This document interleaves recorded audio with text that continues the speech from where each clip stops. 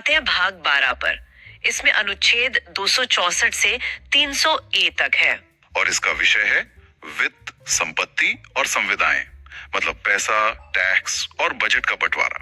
इसकी ट्रिक भी शानदार है। 12 साउंड्स लाइक बाजार, या फिर 12 से बड़ा बजट। हाँ, ये भी अच्छा है। स्लाइड में कुछ सबसे जरूरी अनुच्छेदों को रट्टा मार लो लिस्ट में डाला गया है। जी, जैसे अनुच्छेद 266 संचित निधि, कंसोलिडेटेड फंड।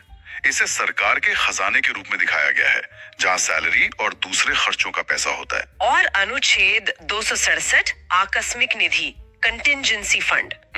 इसे एक पिगी बैंक की तरह दिखाया गया है, जो बाढ़ या भूकंप जैसी इमरजेंसी के लिए होता है। और फिर है अनुच्छेद 280 वित्त आयोग, फाइनेंस कमीशन। इसे एक तराजू के रूप में दिखाया गया है, जो केंद्र और राज्य के बीच संतुलन बना रहा है।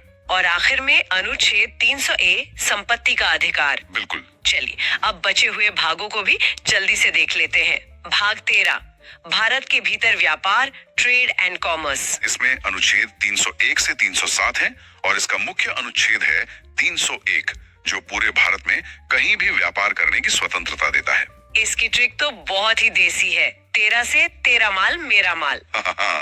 जिसका मतलब है कि सब भारत का है, कहीं भी व्यापार करूं। अगला है भाग 14 संघ और राज्यों के अधीन सेवाएं, मतलब सर्विसेज, यूपीएससी, पीएससी। ये सरकारी नौकरी से जुड़ा है। जी, ब्यूरोक्रेसी। इसमें दो सबसे जरूरी अनुच्छेद हैं। अनुच्छेद 312 जो अखिल भारतीय सेवाओं से जुड़ा है, और अनुच्छेद 315 जो यूपीएससी, अनुच्छेद 315 जो यूपीएससी और स्टेट पीएससी के गठन की बात करता है। इसकी एक ट्रिक रोमन नंबर पर आधारित है। 14 में एक्स मतलब क्रॉस, जिसका मतलब खतरा है, लेकिन ये ऑफिसर्स देश को खतरे से बचाते हैं। बहुत मजेदार है ये।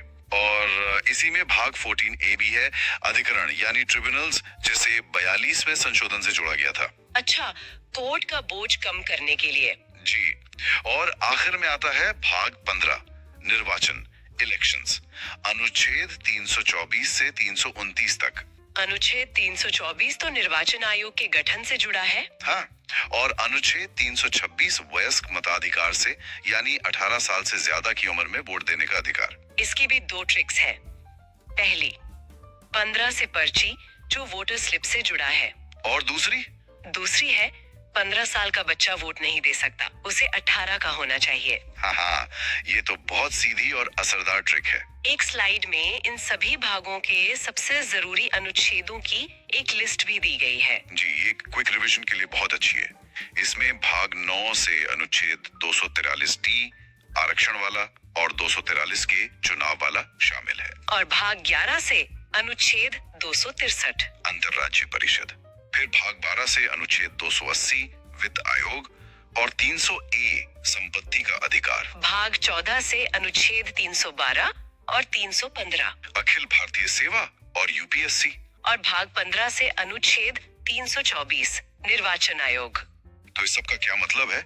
हमने देखा कि कैसे तस्वीरों और आसान ट्रिक्स की मदद से संविधान के मुश्किल लगने वाले हिस्सों को भी आसानी से समझा और याद किया जा सकता है। बिल्कुल, सीखने का ये तरीका जानकारी को सिर्फ रटना नहीं, बल्कि उसे दिमाग में एक कहानी की तरह बिठाना है। ये प्रतियोगी परीक्षाओं के लिए एक बहुत शक्तिशाली तकनीक है। हाँ, ये दिखाता है कि हमारा संविधान गांव से लेकर केंद्र तक संबंधों को कितनी बारीकी से व्यवस्थित करता है। जी, यहाँ एक विचार छोड़ के जा रहा हूँ जिस पर सोचा जा सकता है। बताइए। हमने देखा कि संविधान ने